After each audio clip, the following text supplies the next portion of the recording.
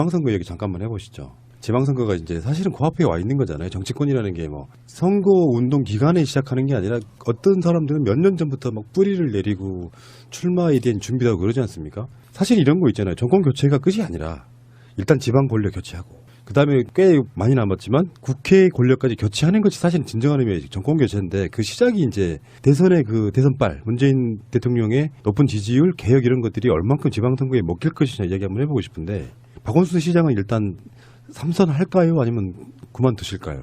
제가 요즘에 우리는 집권 야당이다라고 얘기를 집권 야당, 하거든요. 건건사사 의석수 때문에 지금 법안 처리도 안 되고 계속 이제 끌려다니는 형국이잖아요. 그래서 집권 야당인데 집권 여당으로 되는 첫 번째가 내년에 지방선거, 보궐선거와 지방선거고 그다음에 집권 여당으로 가는 그 확고한 그 기준점이 그 다음에 있을 총선이잖아요. 그러니까 그 전에 지도부 교체가 있는 거고요. 내년에. 그러면 이제 내년 지방선거에서 승리가 문재인 정부의 성공과 그 이후에 저희가 그 집권을 연장하는데 바로미터잖아요. 그래서 저는 박원순 시장이 세 번째 도전할 거다라고 보죠. 박원순 시장이 대선을 꿈꾸신다고 해도 사실은 대통령 임기와 지방선거 임기가 거의 맞아떨어지는 딱 그 지점에 있어가지고 아주 맞죠. 네, 제대로 끝내놓고 출마를 하는 것이 훨씬 더 유리할 거라고 봐서 그러면 당내에서 서울시장 노리시는 분들은 사실 헛물 켜는 거다 일단은 그렇게 보거든요. 박원순 시장이 후보가 될 거다라고 확정적으로 볼 수는 또 없는 거잖아요. 그래서 어쨌든 모든 정치인들의 그 반드시 되는 것만 도전하는 건 아니잖아요. 그 다음을 위해서 본인의 그런 포부나 정책이나 이런 것들을 검증받기 위해서 도전할 수 있죠. 네, 의원직을 버리는 건 아니니까. 도전을 할 수 있는데 네. 박원순 시장의 그 서울시장으로서의 입지나 이게 너무 커서 도전을 해서 과정은 남길 수 있지만 좋은 결과는 내기 어려울 것이다 이런 얘기하는 거예요. 다음번에 하면 되죠. 뭐. 저는 두 가지 가능성 다 열려 있다고 봐요. 일단 박 시장님 본인의 생각은 삼선을 도전하는 것으로 많이 가신다고 얘기가 들려요. 그리고 또 그것이 자연스럽죠. 자연스러운데 또 한편으로는 글쎄 이게 뭐 정치를 알 수 없으니까 그래서 다른 선택을 할 가능성도 저는 꼭 없지는 않은 거 아닌가 이런 생각이 들어요. 예. 그러면 내년에 보궐선거도 있고 뭐 여러 가지 있기 때문에 상당히 또 다채로운 가능성이 열려 있어서 저는 아직은 조금 결론 내기 이른 거 아닌가 생각합니다. 자, 이제 내기가 내기 비슷한 거잖아요. 우리가 지난해 내기 여러 번 했는데, 네. 출마에 삼선 가능성이 높다고 봐요. 근데 내가 그냥 여기서 딱 그렇게 하면 좀 재미없잖아요. 여거 아니에요. 김민석 원장이 굉장히 묘한 지점이 있어요. 원장님이 뭐냐면은 임기 4년하고 5년이 복수로 겹치는 애들이 있잖아요. 5 곱하기 4와 4 곱하기 5가 교묘한 시점인데 그 첫 시작이 우리 원장님이었어요. 노무현 대통령 당선되던 그 시점하고 서울시장 출마하던 시점이 같은 해였잖아요. 2002년. 그리고 이게 4바퀴를 돌고 한쪽에서 5바퀴를 돌아서 다시 만나는 지점이거든요. 그게 나중에 끝나면 임기는. 그러니까 그때 30대 초반에 출마하지 않으셨어요. 서울시장이 그것도 당 30대 후반. 여당 대표로? 30대 후반이었어요? 후반. 예. 야, 정말 대단한 일 하셨네요. 에이구. 출마한 것만. 에이구. 근데 저는 궁금한 게 이런 게 참, 있어요. 도전 정신이. 우리 대변인님 가만히 계셔야 돼. 네. 이 제가 드리는 말씀에는 뭐냐면 어느 자리마다 계속 한마평 오르시는 분 있잖아요. 심지어 뭐 아까 제가 저번에 지난 방송에서 벤처 뭐 장관 후보에도 올라가셨다고 하는 그분 박영 그분 있잖아요. 그분은 끊임없이 서울시장 출마설이 또 나오잖아요. 또 보면 실제로 박원순 시장하고 붙었던 분이기도 하고. 그렇죠. 근데 정치적으로 서울시장이 갖는 의미가 그렇게 커요? 아니 이명박 대통령이 서울시장하고 대통령이 첫 번째 한 번 도전해서 바로 대통령이 되셨잖아요. 그러면은 집권 여당의 그 야당일 때의 서울시장과 여당일 때의 서울시장은 훨씬 더 하늘과 땅 차이일 거고 그다음에 유권자가 일단은 3분의 1? 여야를 떠나서 네. 그 뭐 서울시장이라는 거는 헌법상 보장되는 두 번째로 많은 유권자 숫자에 의해서 경기도가 더 많구나. 그렇긴 하나 정치적인 상식성을 의미, 보면 네네. 예, 그러니까 거의 다음 자리라고 다 생각하는 것이 자연스럽고 또 뭐 외교와 국방을 빼놓고는 물론 그 규모에 있어서도 서울 경기 비슷하다고 얘기되긴 하지만 그 상징성에 있어서는 지금까지도 뭐 실제로 다들 아시지만 역대 서울시장 출신이 다 그다음 대선 후보에 상당한 반열로 다 갔던 거 아닙니까? 그러니까 그건 뭐 당연히 정치를 하는 사람이라면 꿈꾸는 자리가 되죠. 저는 이제 다음 대선도 한번 생각해 본 적이 있는데 우리는 일단 여전히 자원이 많은 거 이거는 자랑이잖아요. 근데 누가 가장 선두에 있을까 생각해 보면은 그래도 박원순 시장이 가장 선두에 있지 않을까 생각해 보거든요. 임기도 만약에 3선을 마치고 나면 그러면 이제 경기도지사 이재명 시장 출마한다고 했으니 근데 경기도지사는 원래 기본적으로 노리는 분도 굉장히 많았는데 민주 세력이 꽤 오랜 시간 동안 못 가져왔잖아요. 단골 출마자이셨던 우리 김진표 의원도 좀 계시고. 아니, 경기도 넘어가기 전에 시비 한 번만 걸게요. 제가. 박 시장님이 3선을 하는 것이 뭐 좋지 않다라든가 또 그렇게 했을 때 그 다음에 예를 들어 본인이 이렇게 계속 꿈을 갖고 이렇게 갈 경우에 그 다음 대선을 하는데 도움이 안 된다 이런 뜻이 아니고 꼭 서울시장 3선을 하면 대선에 더 유리하다. 저는 그렇게는 보지 않아요. 그것에 대해서는 정치라는 것은 역동성이 있기 때문에 경우에 따라서는 전혀 다른 길을 선택하는 것이 더 막 다양한 어떤 역동성을 창출할 수도 있고 일단 저는 그렇게 봅니다. 그래서 그거는 대선이라는 것만 놓고 생각한다면 그건 전 다른 선택도 있을 수 있다고 봐요. 근데 현직의 존재감이라는 게 무시 못하잖아요. 현직에 있어서의 존재감, 전직 뭐 이런 것보다 우리 전 의원님보다 민주연구원장이 훨씬 낫지 않습니까? 조용히 있을게요. 근데 문제는 경기도지사나 현재 여론이라 그러면 서울시장 같은 경우는 사실 무리 없이 가져올 수도 있을 것 같은 느낌이지만 인물만 좋다면 영남권의 이제 광역단체장을 민주 세력이 가져오는 올 수 있는 시기도 한번 기대할 수 있잖아요. 부산시장 정도라면. 부산하고 경남, 예. 부산, 도지사는 경남 다 뭐, 생각해 볼 수 있죠. 지금. 더군다나 이제 호남권에 있어서의 모든 광역부터 시작해서 기초까지 다 더불어민주당이 쓸게 된다 그러면 이거는 자연스럽게 정치판 물갈이 되는 거 아닐까요? 물갈이가 다 되는 건 아니죠. 총선에서 다수 의석을 해서 저희가 하고 싶은 국정개혁의 과제를 법안으로 뒷받침하는 게 중요하잖아요.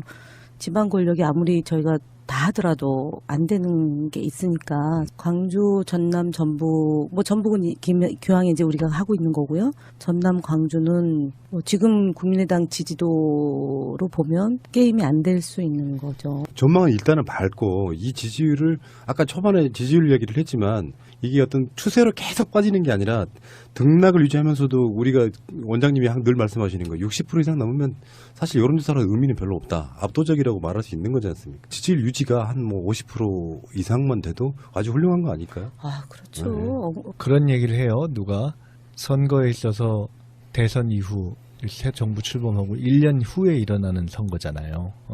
그럴 경우에 통상 이제 여당에게 어려운 거라는 건 심판론인데 심판론이 작동하기는 보통 사이클상은 조금 맞지 않죠. 통상 심판론이라는 거는 잘하든 못하든 한 3년차 이후 정도에 총선 때 작동되는 것이어서 일단 시기상으로는 그런 점에서 봐서는 작동하기가 조금 그럴 가능성이 높지 않고 꼭 우리가 무슨 뭐 시기의 득을 본다는 그런 걸 떠나서 현재까지 이렇게 정부가 해가고 있는 큰 흐름 이런 것이 또 국민의 지지에서 그렇게 멀지 않고 또 하나는 지금 이제 많이 예측하고는 변수 중에 하나가 이제 개헌과 맞물려 돌아가는 이제 그 변수가 있는 것인데 개헌에 있어서도 지금 대통령도 그렇고 지금 민주당이 큰 방향의 하나로 생각하고 있는 것이 이 지역 분권 거의 뭐 연방제에 준하는 그런 어떤 분권형 지방으로서의 분권형 개헌을 또한 생각하고 있지 않습니까? 그것이 이제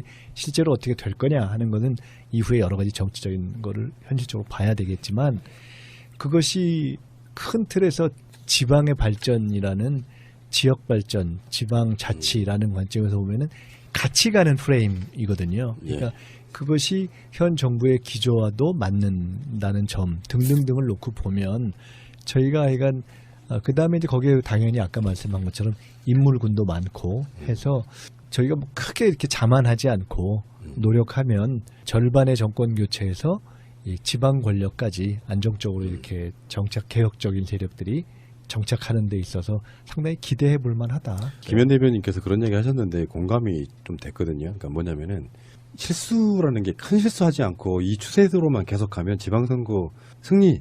그러니까 조기숙 교수가 분석에 의하면 그렇게 얘기하시더라고요. 정권 초기에 이 선거들은 대부분 여당이 이길 수밖에 없다. 만 1년 정도 그 기간에 큰 실수만 하지 않으면 무조건 이기는 선거인데 엄청난 지지율로 가다 보면 정말 압승할 수도 있다. 뭐 이런 분석도 있으셨고요. 알겠습니다. 조용히 있을게요.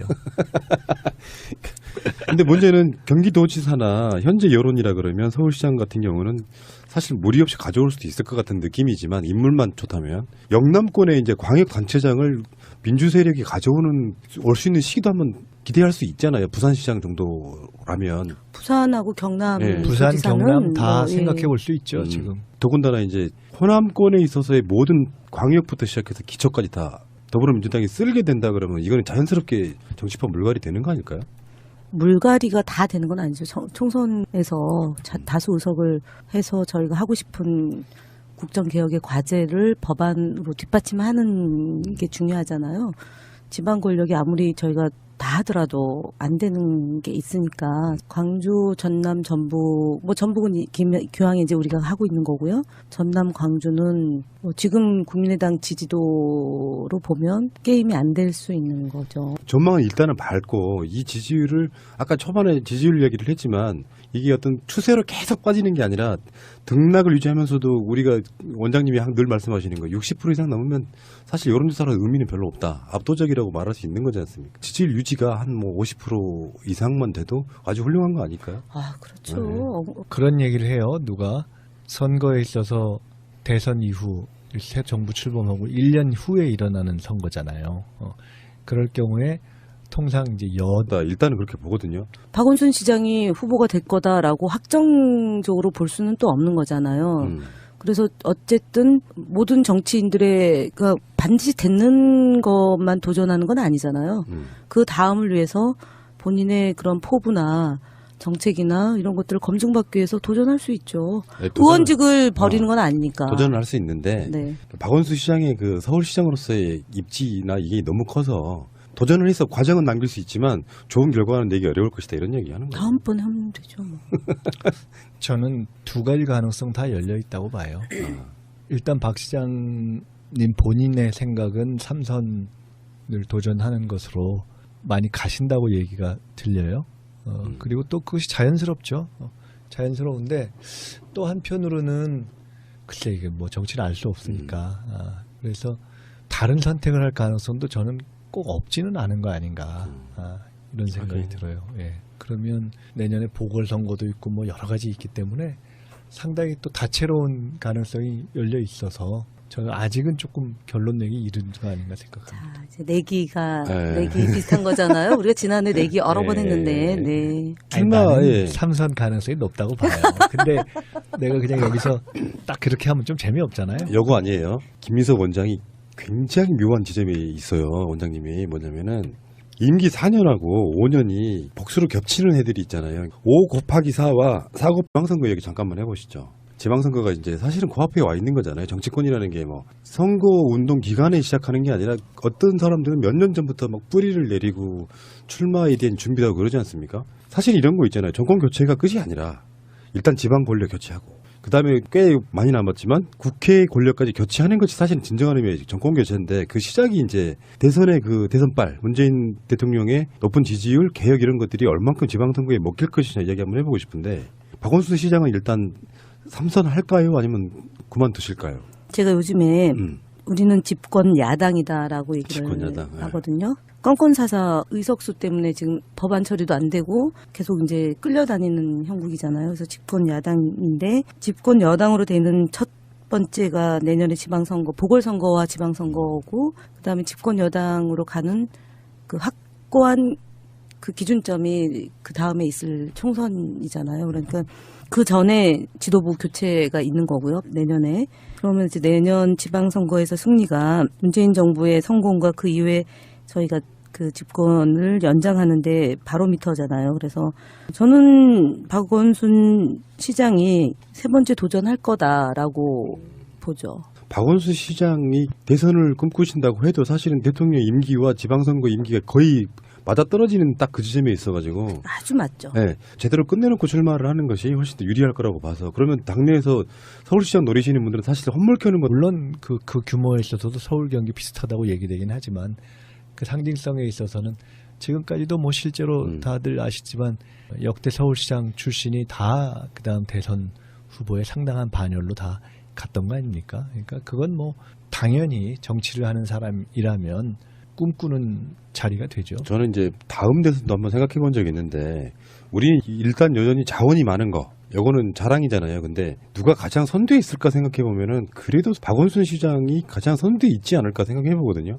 임기도 만약에 3선을 마치고 나면 그러면 이제 경기도지사 이재명 시장 출마한다고 했으니 근데 경기도지사는 원래 기본적으로 노리는 분도 굉장히 많았는데 민주 세력이 꽤 오랜 시간 동안 못 가져왔잖아요. 단골 출마자이셨던 우리 김진표 의원도 좀 계시고 아니, 경기도 넘어가기 전에 시비 한 번만 걸게요. 제가. 박 시장님이 3선을 하는 것이 뭐 좋지 않다라든가 또 그렇게 했을 때 그 다음에 예를 들어 본인이 이렇게 계속 꿈을 갖고 이렇게 갈 경우에 그 다음 대선을 하는데 도움이 안 된다 이런 뜻이 아니고 꼭 서울시장 3선을 하면 대선에 더 유리하다. 저는 그렇게는 보지 않아요. 그것에 대해서는 정치라는 것은 역동성이 있기 때문에 경우에 따라서는 전혀 다른 길을 선택하는 것이 더 막 다양한 어떤 역동성을 창출할 수도 있고 일단 저는 그렇게 봅니다. 그래서 그거는 대선이라는 것만 놓고 생각한다면 그건 전 다른 선택도 있을 수 있다고 봐요. 근데 현직의 존재감이라는 게 무시 못 하잖아요. 현직에 있어서의 존재감. 전직 뭐 이런 것보다 우리 전 의원님보다 민주연구원장이 훨씬 낫잖아요. 박이호가 교묘한 시점인데 그 첫 시작이 우리 원장님이었어요. 노무현 대통령 당선되던 그 시점하고 서울시장 출마하던 시점이 같은 해였잖아요. 2002년. 그리고 이게 네 바퀴를 돌고 한쪽에서 다섯 바퀴를 돌아서 다시 만나는 지점이거든요. 그게 나중에 끝나면 임기는. 그러니까 그때 30대 초반에 출마하지 않으셨어요. 서울시장에 그것도 당 30대 후반. 여당 대표로? 30대 후반이었어요? 후반. 예. 야, 정말 대단한 일 하셨네요. 에이구, 출마한 것만.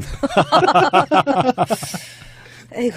근데 저는 궁금한 게 이런 게 있어요. 참 도전 정신이 우리 대변인님 가만히 계셔야 돼. 네. 이 제가 드리는 말씀에는 뭐냐면 어느 자리마다 계속 한마평 오르시는 분 있잖아요. 심지어 뭐 아까 제가 저번에 지난 방송에서 벤처 뭐 장관 후보에도 올라가셨다고 하는 그분 박영 그분 있잖아요. 네네네. 그분은 끊임없이 서울시장 출마설이 또 나오잖아요. 또 보면 실제로 박원순 시장하고 붙었던 분이기도 하고. 그렇죠.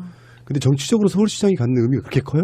아니 이명박 대통령이 서울시장하고 대통령이 첫 번째 한 번 도전해서 바로 대통령이 되셨잖아요. 그러면은 집권 여당의 그 야당일 때의 서울시장과 여당일 때의 서울시장은 훨씬 더 하늘과 땅 차이일 거고 그다음에 유권자가 일단은 3분의 1? 여야를 떠나서 네. 그 뭐 서울시장이라는 거는 헌법상 보장되는 두 번째로 많은 유권자 숫자에 의해서 경기도가 더 많구나. 그렇긴 하나 정치적인 정적인 시장을 의미, 보면 네네. 예, 그러니까 거의 다음 자리라고 다 생각하는 것이 자연스럽고 또 뭐 외교와 국방을 빼놓고는